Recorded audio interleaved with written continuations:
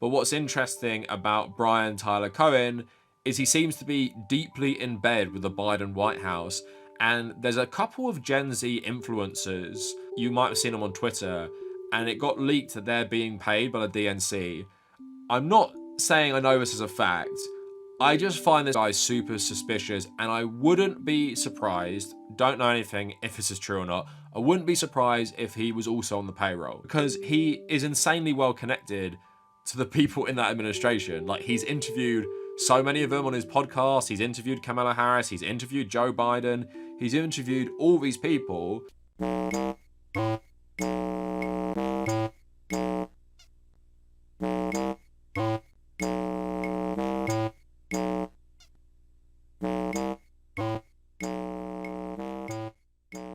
I think it goes without saying, I am one of the biggest haters of liberals and liberals who support Israel.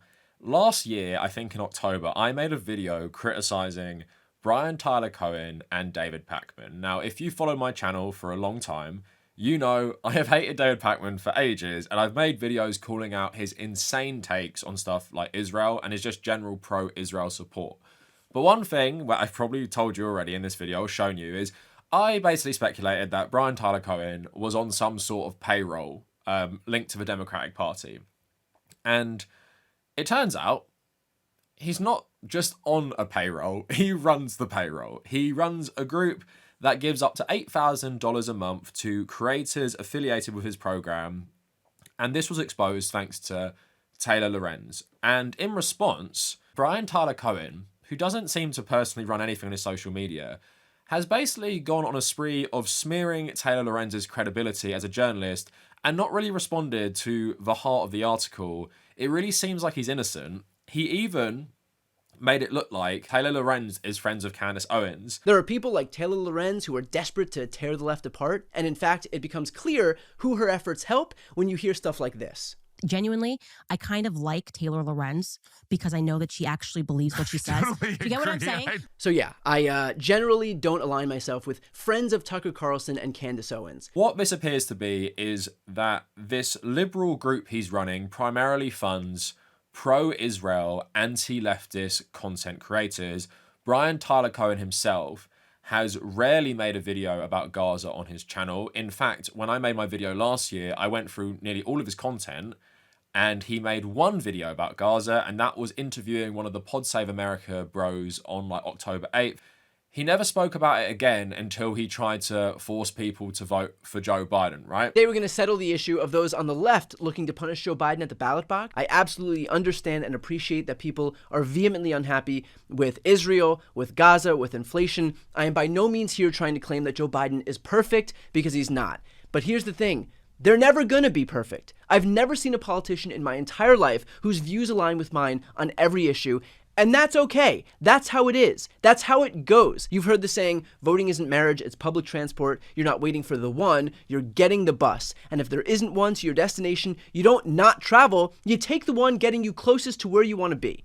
If I were to say, I'm not going to vote for Joe Biden because he wasn't perfect on every issue, that would be me sacrificing my future. And using my vote to punish Joe Biden is not more important than using my vote to protect my future. Biden is the most progressive president of our lifetime. This guy is as phony as they come. He is essentially a unpaid or paid mouthpiece for the DNC. He's really good friends of Congressman Jamie Raskin, who wrote the foreword in his book. He's deeply connected to the Democratic Party while pretending to be some sort of progressive. Okay, I have a really exciting announcement that I want to share about something I've been working on for a long time. I've written my first ever book. It's called Shameless. Also, the book features interviews with a raft of absolute pros in their respective areas. I sat down for this book with Jen Psaki, Pete Buttigieg, Al Franken, Mehdi Hasan, Dan Pfeiffer, Mark Elias, and Heather Cox Richardson. And the foreword is written by Jamie Raskin. I could not be more proud of the team that came together for this book, and I'm beyond certain that you'll benefit from hearing what they all have to say. And what I love sometimes about predicting someone's like being bored or influenced is when they show themselves to be a real nasty piece of shit. And that is the only satisfying bit about this. Brian Tyler Cohen has firmly showed that he is just a piece of shit. Like, what he has been doing, smearing Taylor Lorenz, is straight out of the MAGA playbook. And it also shows to you the difference between a journalist and a propagandist. It doesn't matter what you think of Taylor Lorenz. It doesn't matter if she's treated you poorly. It doesn't matter if you dislike her. She's an actual journalist. And when she gets things published on actual credible news sites like Wired, for example, where the recent story was, that's because she's both a journalist and the team at Wired are following media law. People who are YouTubers often don't even know about media law. We don't have a team behind us with editors and lawyers who can help us with stories. And the fact that Tyler Cohen, who just runs an anti-Trump blue MAGA slop channel, feels like with his massive platform, he should start trying to really call into question the credibility of actual journalists and the press who are doing good work, shows you everything you need to know about blue MAGA in general, but Tyler Cohen, he doesn't give a shit about democracy. He gives a shit about being the head of some group so he can control a certain narrative on social media. And to the leftists who have joined in with the liberals in attacking Taylor Lorenz, you just have to ask yourselves, what the fuck are you doing? Like I said, it doesn't matter what you think of Taylor Lorenz. If, for example, if I had wrote that article, someone who doesn't have any like previous beef with you or anything, would you then start joining liberals in defaming me? Sometimes people have to separate their personal beefs from actual good pieces of journalism, because the liberals and sadly the leftists who are attacking Taylor Lorenz seem to have links to other funds that have paid influencers in the past from the Democrats, and also seem to have no criticism of the actual content of the article beyond, well, I know some people who got paid and they're actually all right. Even if you think the money isn't the problem, the fact that barely any of them have ever disclosed it is the issue here, and that's what Taylor Lorenz exposed. Again, you don't have to like her. You can actually hate her and still read the article that's on Wired, not her own personal blog, and think it's a good piece of journalism that is relevant. I just do not understand any person who thinks they're pro-Palestinian, anti-Israeli, and a leftist is joining up with pro-Israel libs to defame someone who's exposed an organisation that primarily funds anti-leftist and pro-Israeli liberal content creators. Just Americans, please think about what you're doing here. But for anyone else who doesn't know what the fuck I'm talking about, I'm going to go through everything. I'm going to talk about who is Tyler Cohen, who is David Pakman, their shitty politics. We're then going to read the article, and I'm going to read it at length. I'm going to go through pretty much all of it, and we're going to have a look at what it is actually saying, and then we're going to contrast that with how these creators responded to the actual article by not actually addressing the issues, and also the way they framed it. They often frame it as, we don't tell anyone what to say. We don't make people censor themselves if we pay them. Which is just so funny that do they think we're all fucking stupid and think that firstly, they don't pay a certain type of creator, and also that creator probably won't stray out of the box they've created for themselves if they're being paid $8,000 a month. So I'm going to get into all of that today, but if you want to follow me on social media, I'm on Blue Sky, I'm on Instagram. If you want to support my work, check out my YouTube memberships and check out my Patreon page. And if you like this video after you've watched it, please give it a like and subscribe. And yes, just get ready. This is going to be a very long video, probably one of my longest in a while. But let's get into this. So who are Tyler Cohen and David Pakman, who we're going to primarily focus on this video? Tyler Cohen is the co-founder of the organization we're going to be talking about. But basically, Tyler Cohen and David Pakman are two of the more prominent blue MAGA anti-Trump slop tubers. So what do I mean by this? These people only post stories about Donald Trump. And that has been the case for like the last 4 years. Nearly every single one of their videos is about Donald Trump and maybe some Republican related to him. And I see a lot of the defense of their content saying, well, there's fascism in the US right now. We have to expose it. We have to keep talking about Trump.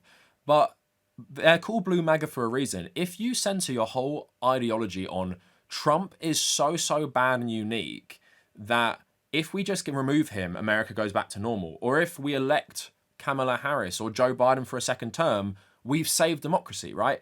It essentially turns American audiences' brains into absolute mush where they only can criticize the American government through the prism of Trump. So that's how you get Joe Biden deporting as many people as Donald Trump in his first term, and none of these people giving a shit about it. And it's also how Joe Biden can arm, fund, and help the worst crimes against humanity this century, and none of these liberals blaming Biden for it, and actually shaming people who don't want to vote for him or Harris in the election because they don't think it's an actual issue, right? But now a lot of them are caring about it and talking about it because Donald Trump is doing it. So when Trump does it, it's bad, But when Biden does it, it's not so bad. And also, like with both these content creators, they never criticize Biden for what he did in Gaza. They simply don't care because both of them support Israel. Now, Tyler Cohen hasn't explicitly supported Israel, but he did make a video criticizing Donald Trump for not being pro-Israel enough. Although he did change the title to remove Israel from it. I covered that in my other video. David Pakman is a way worse case where he's been anti-BDS, pro-Israel. Black Lives Matter says that BDS is a movement which shares their goals of an end to the war against black people. Number one, most black people in Israel are not in Gaza or the West Bank, but in Israel proper. If you ask them, would you rather be here or in Gaza or the West Bank? Figure out what they say. You will be very interested at the results of what they will tell you. When we talk about the principles of humanitarianism and human rights, one of those principles is the worst first. And there is no basis under which one could argue, if we are just to look at the world and say, let's apply BDS tactics to the worst first, that you would have a group that is solely focused on Israel. Absolutely undeniable. And basically, when Hamas attacked in October 2023, he saw that as the chance to actually start pushing his pro-Israel narratives. And even you remember the first hospital that was attacked by Israel, he was blaming a group called Palestine Jihad and basically pushing out Israeli propaganda to his audience. Right now, we have democratic countries who, if they make a mistake or lie, are subject to negative consequences, saying this wasn't Israel. They've released information, radar, audio, video. Internal assessments agree. This was not Israel. On the other hand, you have a terrorist authoritarian group with no checks and balances and no consequences for lying, saying it was Israel. And if you don't believe that there's no consequences to lying, there are still members of Congress who on Monday tweeted Israel killed 500 people at a Gaza hospital. Now that it's abundantly clear that it wasn't Israel, they have not deleted their tweets. Some of them have even doubled down. It also has to be recognized that after a terrorist attack, countries will defend themselves. Apply what happened here with Hamas to anywhere around the world, and we would be saying, well, the victims have to defend themselves. But the attacks on me as I thought you were a progressive, I want to hear which progressive value I'm not espousing. Are you a progressive? If you are, then how on earth do you stand in favor of an outrageous, terroristic, authoritarian regime that subjugates women, puts its own people in harm's way, uses civilians as shields, opposes gay rights, women's rights, pluralism, diversity of every kind, everything that supposed leftists claim to defend and support, the way I do, is attacked by Hamas. Obviously, when it became clear what was happening to a lot of people in liberal media, he basically shut up about it for the longest time, occasionally responding to audience calls about it. One of the things that seems to be very clear is that this is so crazy to think about it this way, but the idea that Israel would take the time and incur the cost to randomly target 4 civilians just walking down the road doesn't comport with anything we know about how the Israeli military operates. You can say a lot of things about the Israeli military. I struggle to think that they are going to, quite frankly, waste ordnance on 4 random civilians walking down a road. And Pakman has a very long history, like I said, of supporting Israel. He even somehow tried to make it seem like Malcolm X supported Zionism. Absolutely wild. People forget that actually many African American activists and thinkers were on the side of what is colloquially called, used to be called Zionism, which now is like a bad word. It used to mean just a place where Jews can be safe and not get kicked out of, right? And even Malcolm X declared the year before he was assassinated that Pan-Africanism will do for the people of African descent all over the world the same that Zionism has done for the Jews all over the world. Now, to be clear, I'm not using the sort of caricature definition of Zionism of settlements and right-wing governments like Benjamin Netanyahu. I am unequivocally opposed to those. I am saying Zionism in the form from the 1920s that is being used here, there should be something like Israel that exists. But these two have a long history of just insane blue MAGA slop. And I think David Pakman specifically is an actual grifter in that we covered that on the other video.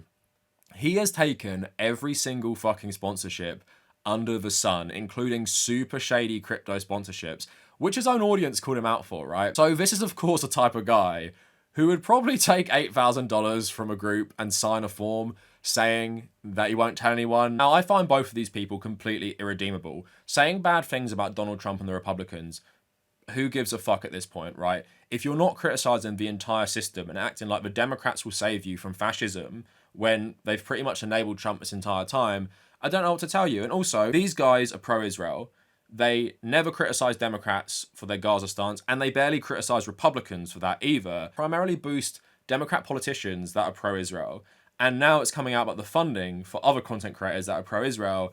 If you care about Palestine, you should care about this. You should care about secret dark money groups funding content creators secretly and basically paying them off.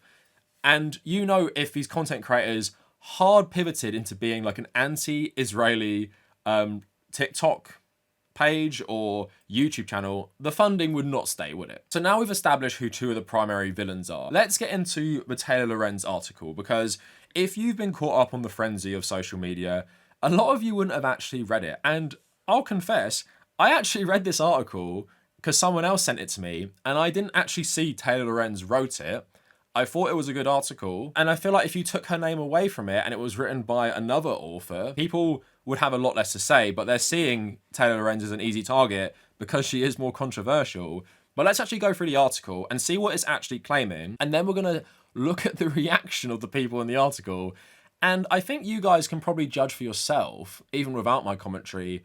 Do you think these people have anything to hide? Dark Money Group is secretly funding high-profile Democratic influencers. Again, this is not on a site owned by Taylor Lorenz. This is published in Wired. Wired does loads of great reporting, has lots of people contributing, and obviously has editors, staff, legal teams and stuff like that. So even if you don't like Taylor Lorenz's like journalistic ethics or whatever, she's writing for this page, which will have certain standards that are completely out of her hands. She writes here, in a private group chat in June, dozens of Democratic political influencers discussed whether to take advantage of an enticing opportunity. They were being offered $8,000 per month to take part in a secretive program aimed at bolstering Democratic messaging on the internet. But the contract sent to them from Chorus, the non-profit arm of a liberal influencer marketing platform, came with some strings. Among other issues, it mandated extensive secrecy about disclosing their payments and had restrictions on what sort of political content the creators could produce. And then she just shows like quotes of them talking in their group chat about taking the deal and some of the reservations they had. I'm just going to skip through that. So it says here, Democrats hope that the secretive Chorus Creator Incubator Program, funded by a powerful liberal dark money group called the 1630 Fund, might tip the scales. The program kicked off last month, and creators involved were told by Chorus that over 90 influencers were set to take part. Creators told Wired that the contract stipulated they be kicked out and essentially cut off financially if they even so much as acknowledged that they were part of the program. Some creators also raised concerns about a slew of restrictive clauses in the contract. Influencers included in communication about the program, and in some cases, an onboarding session for those receiving payment from the 1630 Fund included Olivia Juliana, the centrist Gen Z influencer who spoke at the 2024 DNC, a bunch of people I don't really know, but you guys might recognize them, and goes on to say David Pakman, who hosts an independent progressive show on YouTube covering the news. And according to copies of the contract viewed by Wired that creators signed, the influencers are not allowed to disclose their relationship with Chorus or the 1630 Fund, or functionally that they are being paid at all. Dozens of liberal influencers are believed to have been approached by Chorus about the 1630 Fund financing opportunity this spring. They were told that Chorus appreciated the work they were doing online and were asked if they'd be interested in being a part of the first cohort of a new program that they were running to expand their reach and impact. But following the initial outreach, many creators expressed concerns about some stipulations. According to copies of the contract viewed by Wired, creators in the program must funnel all bookings with lawmakers and political leaders through Chorus. Creators also have to loop Chorus in on any independently organised engagements with government officials or political leaders. Now, a lot of people have actually disputed this point, but one of the people responding to this on TikTok actually showed this part of the contract that says, Chorus will provide contractors with access to the Chorus newsroom, which coordinates bookings and engagement opportunities for creators with government officials, policy and non-profit experts, and others whose expertise and experiences are relevant to Chorus's progressive policy agenda. Contractor agrees to utilize the Chorus newsroom to book engagement and disclosed to Chorus newsroom personnel any engagements with government officials or other topics related to Chorus's policy agenda that the contract arranges through other means, and also collaborate fully with Chorus regarding all such separately arranged engagements. So while this person was saying they were debunking Taylor Lorenz's article, she seemed to actually just confirm this is what the contract actually said. And someone who spoke to Wired about it said, "If I want to work with another politician, I have to fully collaborate with them," said one creator who was offered the contract but declined. "If I get Zoran Mamdani and he wants to do an interview, I don't want to give that to them." So that clearly is them controlling people you can talk to. I don't know how you spin it any other way. They say we don't tell people what to say, but if they sign up to this program and join this program which you pay them, you're giving them authority to dictate what politicians you collaborate with. Like, you have to inform them and, I'm guessing, get approval. So creators in the program are not allowed to use any funds or resources that they receive as part of the program to make content that supports or opposes any political candidate or campaign without express authorization from Chorus in advance and in writing. Contract reviewed by Wired prohibits standard partnership disclosures, declaring that creators will not publicize their relationship with Chorus or tell others they are members of the program without Chorus's prior express consent. A screenshot from a slideshow that was shared from Wired following this article's publication by Graham Wilson, a lawyer who works with Chorus, that also offers several talking points if a member of the cohort wanted to discuss Chorus publicly. They also forbid creators from disclosing the identity of any funder and give Chorus the ability to force creators to remove or correct content based solely on the organization's discretion if that content was ever made at a Chorus organized event. On a Zoom call, Wilson said to the creators, "There are some real great advantages to housing this program in a non-profit. It gives us the ability to raise money from donors. It also, with this structure, avoids a lot of the public disclosure or public disclaimers. You know, paid for by blah, blah, blah that you see on political ads. We don't need to deal with any of that. Your names aren't showing up on that like reports filed with the FEC.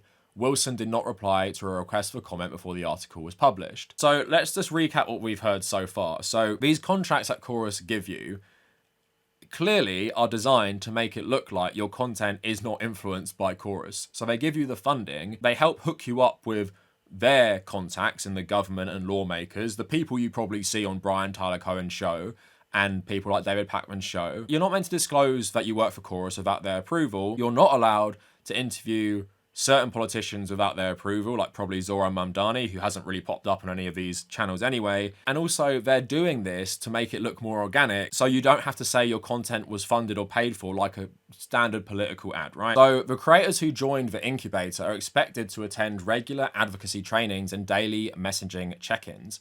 Those messaging check-ins are led by Tyler Cohen, on rapid response days. The creators also have to attend at least 2 Chorus newsroom events per month, which are events Chorus plans often with lawmakers. Keith Edwards, a guy who worked for Bloomberg's campaign in 2020 against Bernie Sanders and Joe Biden, but has a big anti-Trump YouTube channel, he wasn't invited to the program, but he said it was predatory. He said he would never agree to take part in a program that was run in secret.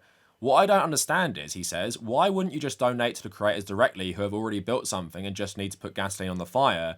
Democrats at least understand that the internet exists now, so that's good, but they still think influencers are just there to do a terrible direct-to-camera interview that no one watches, rather than just treating us like another form of media. Taylor shows this conversation at the start of the article, but the influencers who were offered the funding were given just days to sign the contract, which was presented as a take it or leave it. At least one cohort was specifically told they could not have their lawyers redline it. In the group chat forum to discuss the contract negotiations, some creators discussed a clause prohibiting the disparagement of other content creators. Not being able to criticize anyone else affiliated with Chorus felt restrictive to some, according to text messages posted to the chat. Eventually, the creators in the group chat agreed to drop the issues they had.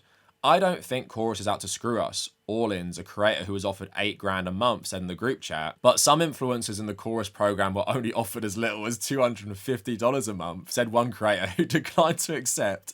So cheap. So just a little bit more on the 1630 fund. It's not required to disclose contributors and has for years been a major funding source for liberal and progressive causes and groups, including those that spend in elections, says Walker Davis, a research director for the open government group Citizens for Responsibility and Ethics in Washington.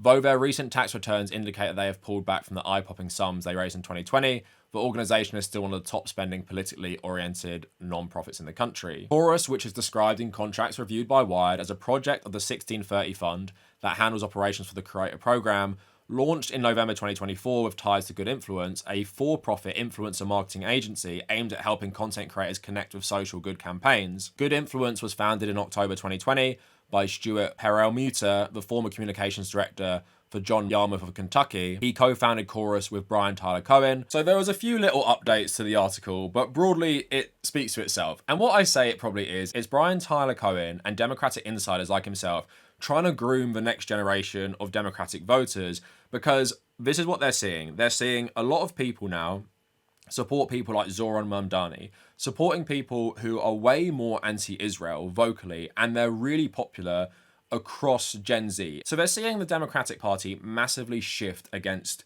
Israel. And obviously, so many of the Democratic Party right now are still pro-Israel.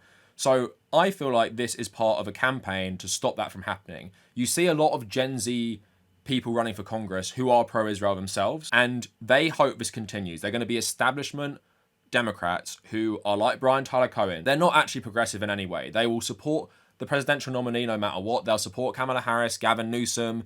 They'll do all this shit. They'll literally just be a blue MAGA's wet dream. And Brian Tyler Cohen and others are trying to ensure that a left-wing wave doesn't take over the Democratic Party. He's a good spokesperson for them because he can trick people, because he's younger and he kind of acts like he cares, because he used to be an actual fucking actor, by the way, not a journalist. He puts a more empathetic face on it. But you have to look at this really, really cynically. Like, look at these contracts. They look like bog standard influencer contracts, but think about what they're saying.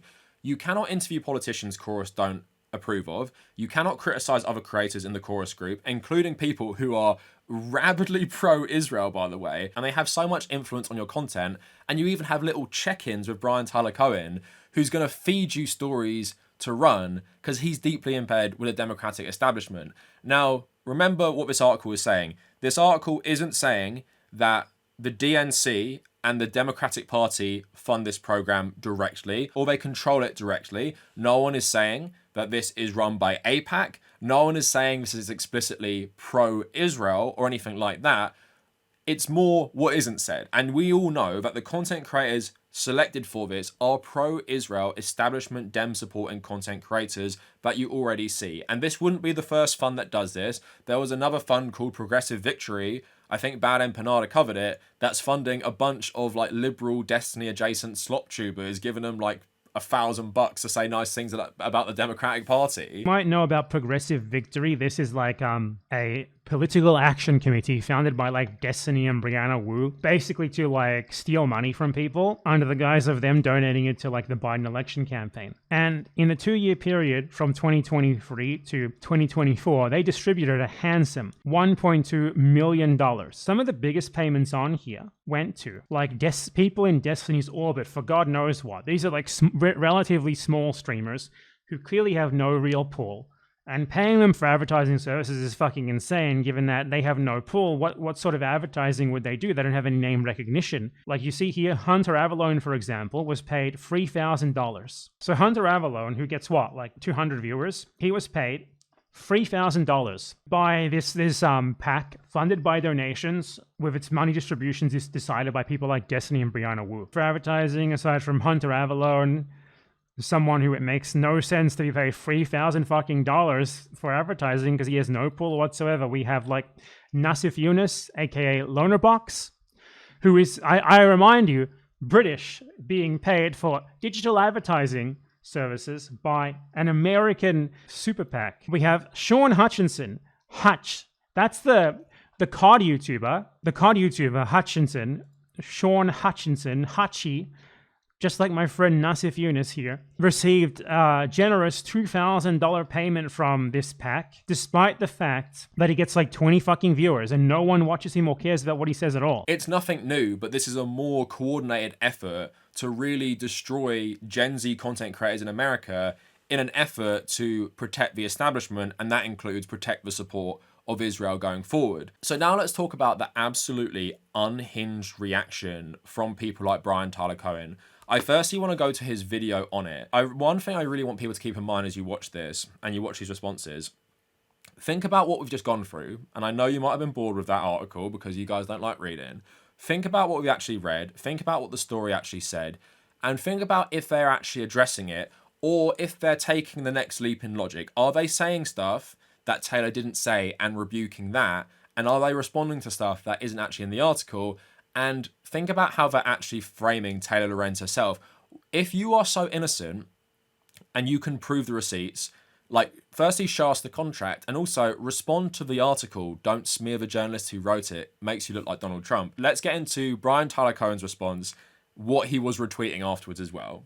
At the risk of giving an internet troll more attention, I want to address a piece that Taylor Lorenz wrote yesterday for Wired. An initiative aimed at boosting Democrats online offers influencers up to $8,000 a month to push the party line. All they have to do is keep it secret and agree to restrictions on their content. Literally nothing in this statement is true. The article is about Chorus, which is a nonprofit that I helped found to build up a creator ecosystem, which everybody says they want, but few are doing. So here's what Chorus is. It is a scholarship program to teach creators how to grow their accounts, foster engagement, launch their own shows, and become profitable on their own. It's an incubator program to build the pro-democracy ecosystem. Influencers and creators have never been more important when it comes to how Americans are consuming their news. The right has been doing this for years, and the left needs to catch up. That's why we're doing this with Chorus. So let's talk about what Chorus is and what it's not. Chorus does not pay creators for content, does not tell them what to say, it does not control who they talk to or work with, and there is absolutely nothing in the contract that could even be reasonably interpreted to say that we do. Period. Full stop. I don't know a single creator who would willfully sign up for a program that would tell them what they can or can't say. That's not what this program is. We pay people to show up to workshops and technical trainings to optimize their content online. Again, there are zero restrictions on their content. And with regard to keeping it a secret, there is a standard confidentiality clause in the contract to protect the privacy of the creators. On the literal first day of the program, it was made clear to all of the creators in our kickoff session that they were absolutely free to talk about Chorus. And we immediately followed up to confirm that in writing. There is the implication in the article that this is some arm of the DNC or the Democratic Party. We have literally nothing to do with the DNC. I spend 0 minutes of my day thinking about the DNC. The creators do not toe any party line. How could we? There isn't a party line. Creators are absolutely allowed to speak out against the Democrats, and in fact, plenty do. And frankly, Chorus creators should and do criticize Democrats when they suck, and quite often, they do suck. I've seen posts saying that this is APAC funded, which couldn't be further from the truth. I'd venture to guess that most Chorus creators, myself included on both YouTube and Substack, have spoken out against the atrocities in Gaza. We want people to create pro-democracy content full time, and we want to make sure that they can afford to pay their rent and their bills while doing it. If I could have cohorts with 1,000 people in it so that everybody could be part of the program, I would. For everybody saying that they would like to be part of the next cohort, we would love for you to apply. I should note that while I started this program, I have never and will never get paid. I do this 100% as a volunteer. I have never earned a dime from Chorus, and I never will. I want every dollar that we raise to go to creators so that they can do this important work without spending 8 hours a day working at some different job.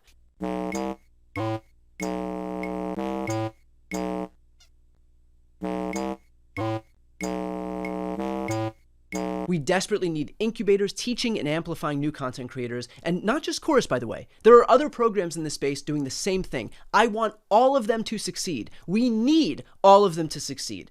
There are people like Taylor Lorenz who are desperate to tear the left apart, and in fact, it becomes clear who her efforts help when you hear stuff like this. Genuinely, I kind of like Taylor Lorenz because I know that she actually believes what she says. Do you get what I'm saying? So yeah, I generally don't align myself with friends of Tucker Carlson and Candace Owens. I have never seen a response to an article that is both so panicked and so full of absolute shit. Notice, again, he isn't responding to the actual article. He's even drawing in stuff like, well, people say it's APAC funded. People say it's DNC funded. Bro, the article never said that. Respond to the actual article. And again, he's saying, we don't tell people what to say. It reminds me of that Noam Chomsky interview with Andrew Marr, where he says, you don't self-censor, but you wouldn't be where you were if you weren't who you were. And that's because this fund only funds certain people. And I love the way he acts like this is the most benevolent thing someone has ever done. And talking about the left, you're not a leftist.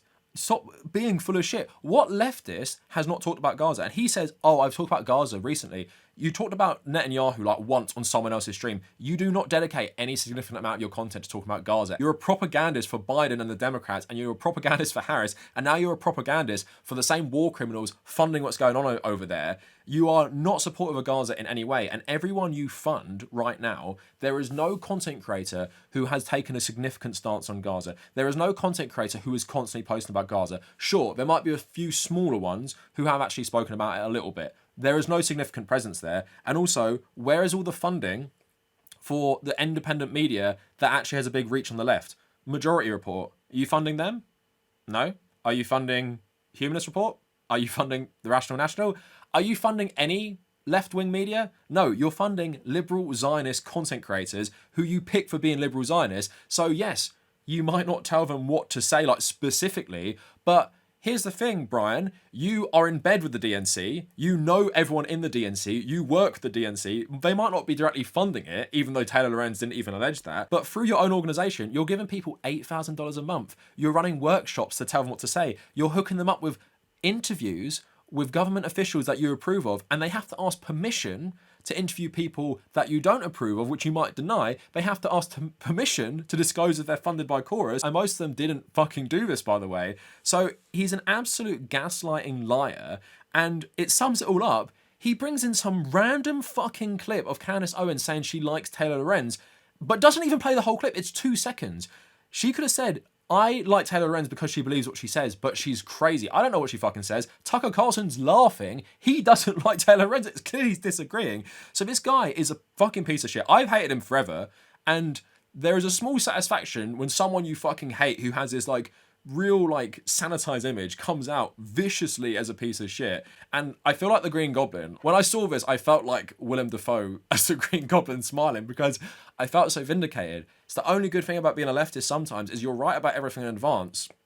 Sometimes you get the satisfaction. And I'm satisfied right now that this guy's out himself as such a fucking morally bankrupt piece of shit who supported the people who've done the worst crimes against humanity and sleeps at night on a bed of money. The reason he doesn't fucking take a penny of this, look at his YouTube channel. Think about how much money he's making from his YouTube channel. Think about how much money he's making from his books. He is making hundreds and hundreds of thousands of dollars every single month just from his YouTube channel. I sure as fuck hope you're not paying yourself a salary as the co-founder of Chorus as well. But even what reaffirms this even more is look at what he starts retweeting. He has become actual MAGA. So he retweets loads of people just backing him up and everything. But look at this one from a guy called Devin Hussaino. Literally some random, this is a nobody, who writes, Taylor Lorenz is a terrible journalist and an even worse person, who's constantly made up stories, celebrated a man's murder, told Biden to rest in peace after his cancer diagnosis, and invaded the privacy of young minors. This complete takedown of her couldn't be more deserved. Do you think that's okay? Do you think this is not acting like Donald Trump? You're trying to discredit the journalist and acting like a piece on Wired, run by a team of journalists, not just Taylor Lorenz contributing here. They're all corrupt. And they're slandering you. Again, loads of shit like this on his page. Literally debunked all Taylor Lorenz's slander. So Wired are slandering Brian Tyler Cohen, he thinks. Retweeting this, reminder this is who she is, wishing this about a fake story. I'm not sure what's more shocking, the fact that people think Taylor Lorenz is still credible or that Wired actually allowed this piece to be published. This is one of the biggest grifts in the moment. So Blue MAGA are attacking the free press because they ran a story exposing something they were trying to keep hidden. And they don't like. So now Taylor Lorenz is slandering people and Wired are corrupt because they ran the story. And it shows that Brian Tyler Cohen is not any sort of journalist. He might even call himself a journalist. He's fucking not. He doesn't understand how journalism works, how the media works at all, thinking that Taylor Lorenz just sends this to Wired and they're like, all right, throw it up then. Like we don't give a shit. Just put it up because it's Taylor Lorenz. And obviously, loads of people, myself included, keep asking him, why do you only select pro-Israel content creators for this fund? Not replying. He did retweet like actual insane pro-Israel accounts who were defending him, who were calling me an anti-Semite. So yeah, overall, this guy is just a massive piece of shit. Never spoke about Palestine. Him invoking Gaza in his response to this is an absolute joke. I don't know how he sleeps at night. Like I said, on a bed of money, but I hope his conscience isn't clear. So yeah, getting fired up about Brian Tyler Cohen, but let's pivot away. Let's go to my old bestie. Let's go to David Pakman. So David Pakman is funny as well because he takes so much fucking money. Not a leftist, pro-Israel, anti-BDS, anti-leftist. He writes it's backfired so hard. So when I screenshotted this, they're trying to take us down. I don't know who they are. Who's they? But look at the comments. They are all just hating on him and turning against him. I absolutely love to see it. But let me play you some of David's response to this. Again, think about the article that we read here on the video. Think about the article, what it was alleging, what it was saying, what it wasn't saying. But now let's listen to David respond. This is 8 minutes long, so I'm going to have to cut out some bits, but I want to get to the main parts of what he was saying. Now, the article is riddled with inaccuracies, and they're not minor inaccuracies. First and foremost, this group has nothing to do with the DNC.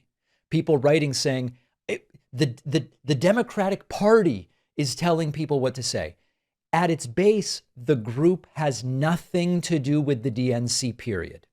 Number two, I do not get clearance for anything I say. I do not run interview questions by anyone at Chorus. I don't tell Chorus when I'm going to be doing an interview. Not a single segment I have done, not a single question I've ever asked a guest has anything to do with Chorus. They don't tell me what to talk about. They don't tell me who to interview. They don't tell me how to cover a story. There are no restrictions of any kind on my content. I've never covered a story because Chorus suggested I do it. I've never not covered a story because Chorus suggested I not do it. There is no content relationship of any kind. So what does Chorus do? They run technical trainings, how to produce content, how to make your operation more efficient. How do you take a small shop of 1, 2, or 3 people and put content out on multiple platforms the way I've been doing successfully for decades? They set up mentorship relationships between larger creators like me and small up-and-coming creators who are looking to do content. And I want to make this really clear, and I know that 99% of my actual audience knows this. If this was a group or an organization that required me to get permission before saying things, or fed me talking points, or told me, David, talk about this and not about that, or anything like that, I would never be part of it, period. Anyone who knows me would know that. Now, I'm one of the larger creators in the current cohort. I want to help others grow. I want to mentor people. I want to grow the left media space. That's something I've been advocating for years. And now the circular firing squad is getting going. You look at TikTok, you look at these different platforms, people going after each other, most of it based on misunderstandings or misreporting about what's happening. One other thing I want to mention. The article identifies my friend Brian Tyler Cohen as the co-founder of this group. And now he's being attacked as well. His motives being impugned. Brian worked on this as a volunteer. He has spent hundreds of hours for not a penny on this project, solely because he, like me, believes we need this type of organization on the left. They're killing us on the right. He doesn't need to be doing this for himself. He's trying to do this to build up left-wing content creators, as am I. And so the framing of Brian as some kind of villain in this entire thing, it's just farcical and pathetic. So the bottom line is, we need more of this on the left, not less. Are you a progressive?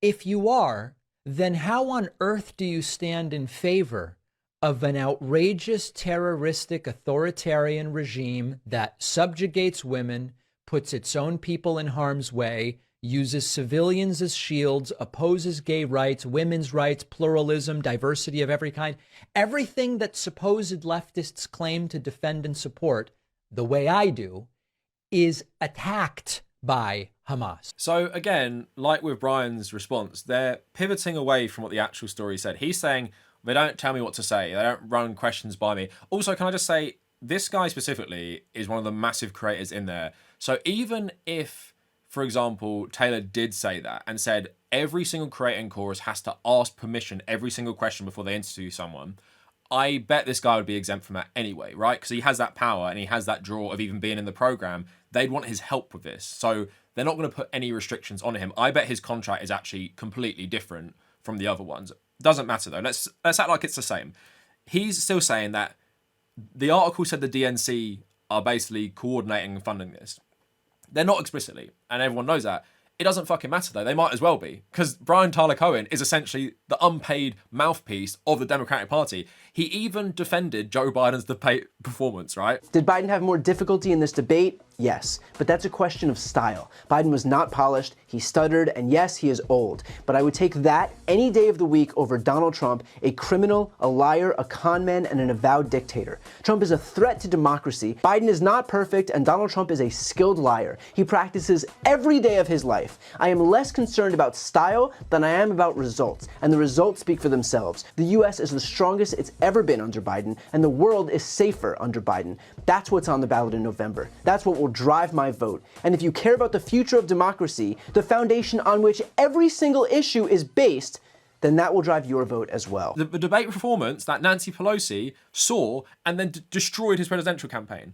Like a lot of establishment Democrats, right? Tyler Cohen was defending Biden from this. He's interviewed all these fucking people. He's totally in bed with them. So if he's running anything, the DNC might as well be running it. The Democratic Party might as well be running it. He toes the party line. It matters. So again, he's not addressing the actual concerns in the article that were these young creators getting signed up who refused because they didn't want to go through the approval process that Chorus had of people that weren't approved by them. And again, Chorus wasn't saying you cannot talk to whoever you want. It's that you have to get approval. They're framing it as the article was saying that Chorus is this organization that if you join it, they completely dictate everything in your life. No, it is. They help organize a lot of things for you. They feed you stories. They feed you interviews. They feed you all this stuff that might do well.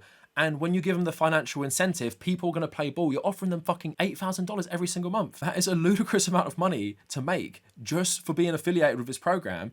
And again, it creates loads of things, loads of shady things in terms to do with the disclosure of what you're doing and participating in, but also how free you are to make certain content. They're not dictating it literally what you say, of course, but that is such a cop-out because that is not what the article is alleging. The article isn't alleging Chorus feeds them questions and dictates everything they say and has to approve all content. But it is clear only a certain type of person would even get this funding in the first place.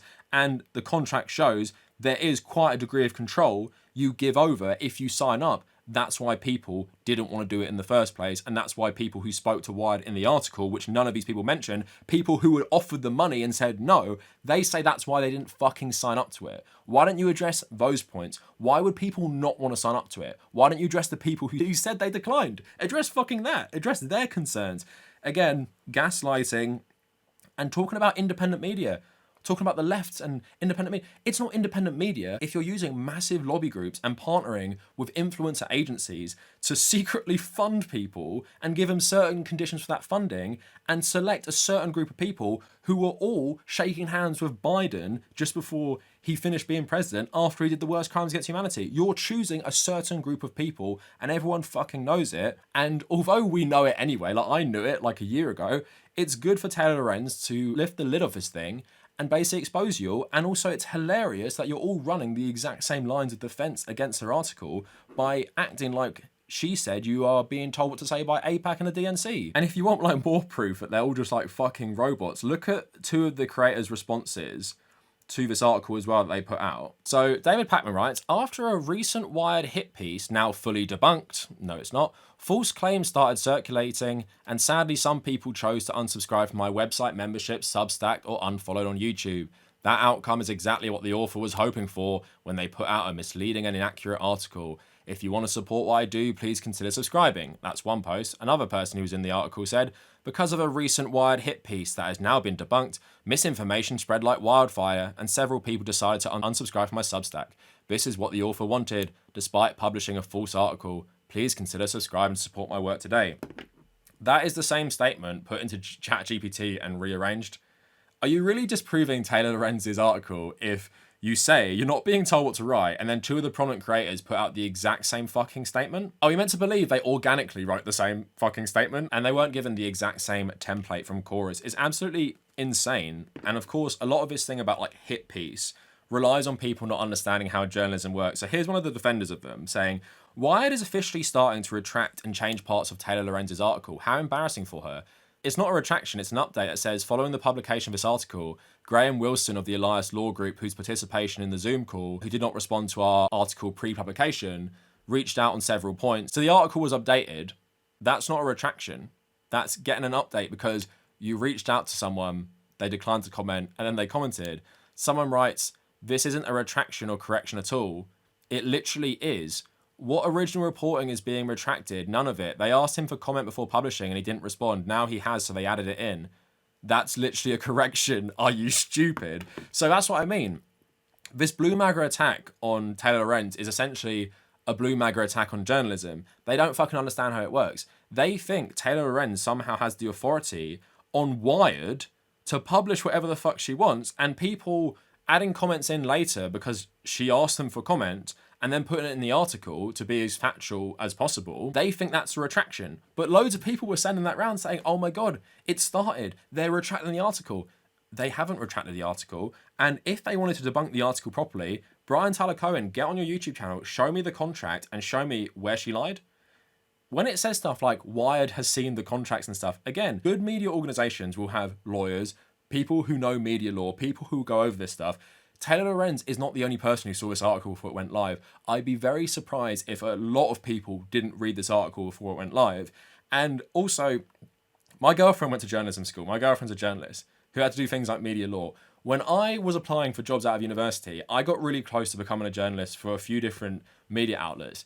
I didn't get them multiple times. You know why I didn't get them? Because I didn't know media law. And I wasn't trained as a journalist, right? So they said, we like your writing. We like the stuff you've done so far, like my freelance journalism, but you're not actually educated as a journalist. You don't actually know media law. So why they didn't want to hire me is because they'd have to train me in media law, or I'd be a risk for these places because I'd write something, potentially, that would get them in loads of fucking legal trouble, or my process wouldn't have been legally okay, and I could have gotten into trouble, so it's not worth the risk. It doesn't matter what you think of her. Taylor Lorenz in this article is writing for Wired. She is not writing for her own blog. She's not making her own YouTube video, like I said. She is writing for an organization that will help her vet this story and will be looking over this article to make sure it's legit, both legally and in terms of like how it's written and stuff. When you are trained as a journalist, there's a certain process you're going to go through, including asking people for comment, which it shows that they constantly did. And you have to have some sort of credibility to back that up. So they know if they attack her credibility and can try and make people dismiss the actual person who wrote it, then people will not believe it. But it works way less, and it makes you just look like you're attacking the free press if you're going after Taylor Lorenz for a Wired article, because you're not just going after the author of the piece, you're going after the entire establishment of Wired, and you're calling into question all their work because you didn't like this one journalist. Not that you even replied to what she fucking said, you just don't like her. So now let's get into the final bit about this. So basically, Taylor Lorenz has been accused of being on the same payroll as Chorus, basically, because there's a billionaire who I was reading about today, and he's one of the founders of eBay. Pierre Muad'Dib is this French-Iranian billionaire, right? And he gives a lot to loads of different organizations. He signed up to the Giving Pledge with like Bill Gates and Warren Buffett to give away most of his wealth. He's helped with things like anti-big tech organizations and whistleblowing and stuff like that. And he also funds something called the Media Network to fund independent journalism. Now, Taylor Lorenz is one of the recipients in this program. And they said that basically that means she's on the same take as this organization. On the surface, it doesn't seem very credible. And sadly, I saw a lot of leftists apparently in the group chat together, like talking about this and then posting it online like it's some sort of gotcha, and they're literally helping run in defense with Zionist liberals to attack Taylor Lorenz's reporting and to attack the free press, by the way, not just Taylor Lorenz. So Taylor has responded to this, talking about her funding from this network. So I just wanted to play what she posted on Instagram. Influencers in my story are so desperate and they cannot stop making up just bold-faced lies. So first of all, since my story came out about 90 liberal influencers accepting money from the 1630 Fund, a notorious liberal dark money group, they have tried to claim that I somehow am accepting money from a dark money group. This is absurd. I mean, it's just patently absurd. I have never once accepted money from any sort of political group, much less a political dark money group. They're trying to claim that the Omidyar network, which I'm paid for as part of this reporting fellowship that I'm doing, is somehow like some conflict of interest. The Omidyar network is an LLC. It's not a dark money group. It's not political. It's nonpartisan. And I'm being paid as part of a reporting fellowship. It has nothing to do with politics. I also disclosed that I was getting payments from Omidyar. The minute that I got into that program, I posted about it and posted about I was proud to be accepted to it. You can go on the website and look up the information. The reality is that these influencers accepted dark money. They accepted money from a dark money fund, and then they didn't disclose it. I didn't accept money from a dark money fund, and I did disclose where my money comes from.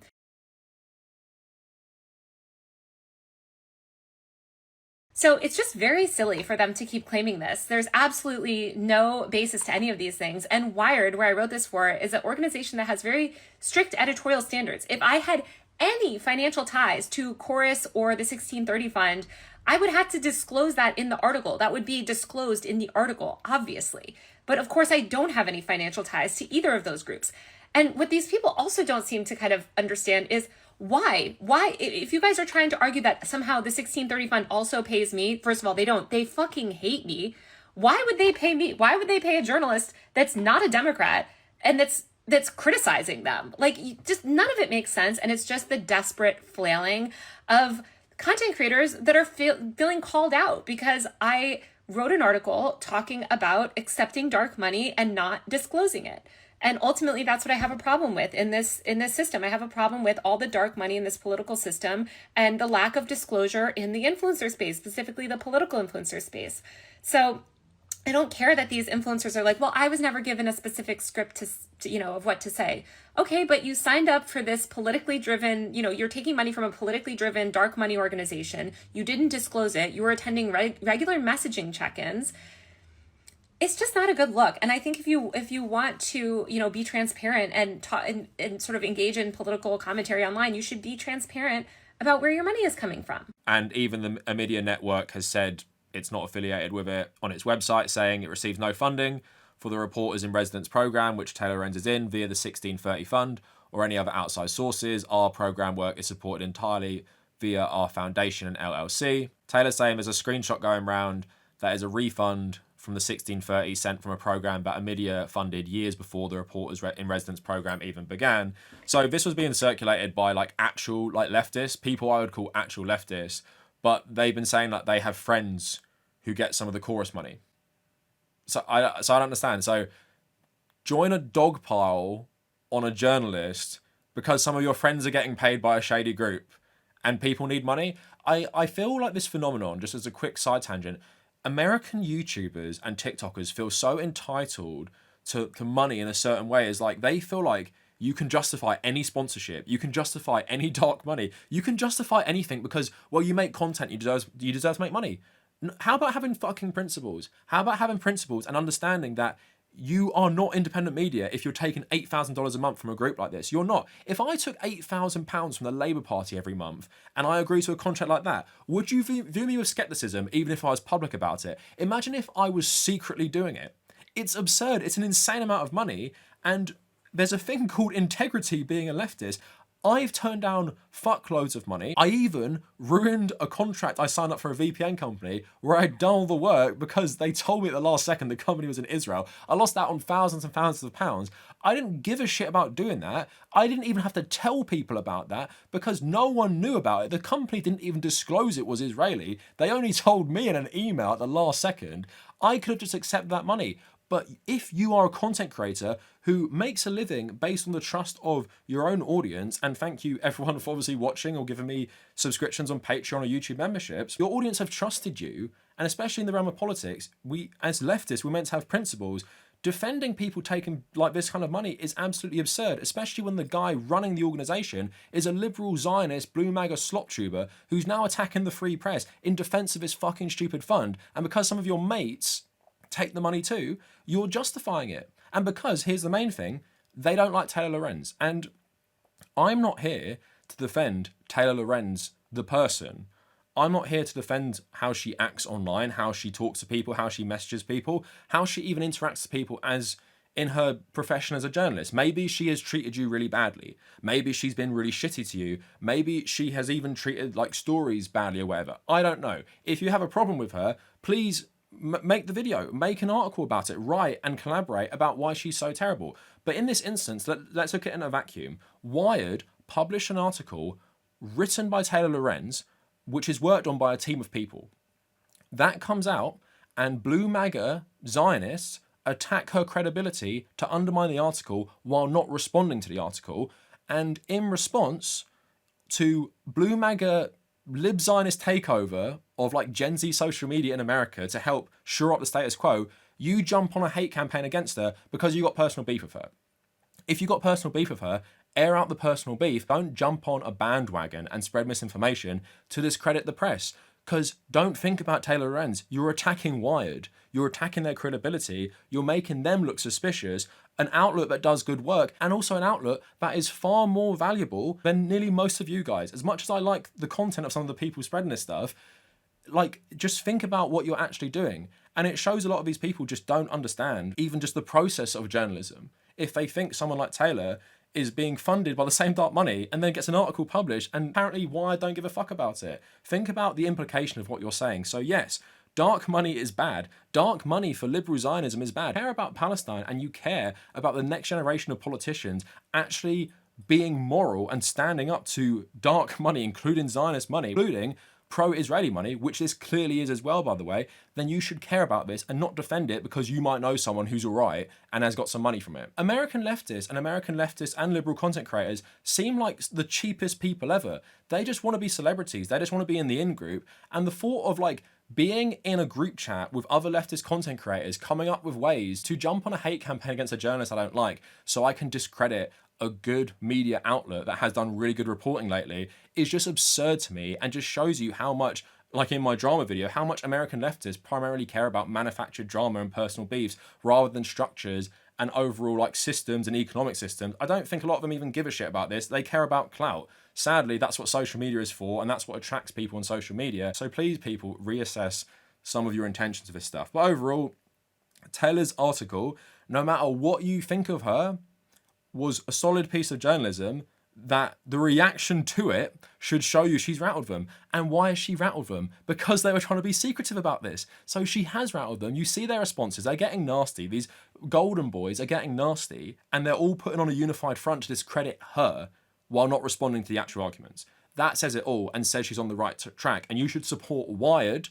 and the journalism they're doing, even if you don't like Taylor Lorenz, because they are responsible for this getting published in the first place. They put their resources into this story. You joining a dog pile against Taylor and Wired, you're just discrediting people who do actual journalism in favour of what?